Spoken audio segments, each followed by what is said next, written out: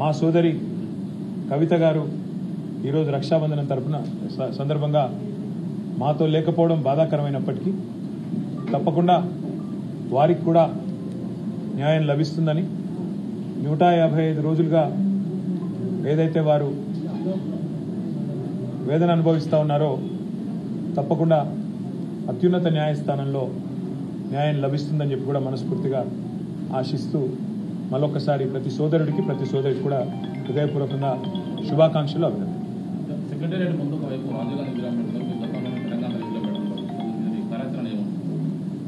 సెక్రటేరియట్కి సంబంధించి ఒక చిన్న నేపథ్యం మీకు చెప్పాలి.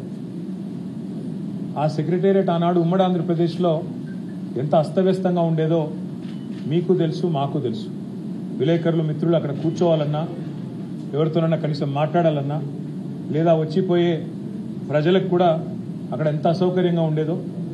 ఒక అగ్ని ప్రమాదం జరిగితే అక్కడ కనీసం ఒక ఫైర్ ఇంజిన్ రాలేని పరిస్థితి ఉండేదో మీ అందరికీ కూడా తెలుసు.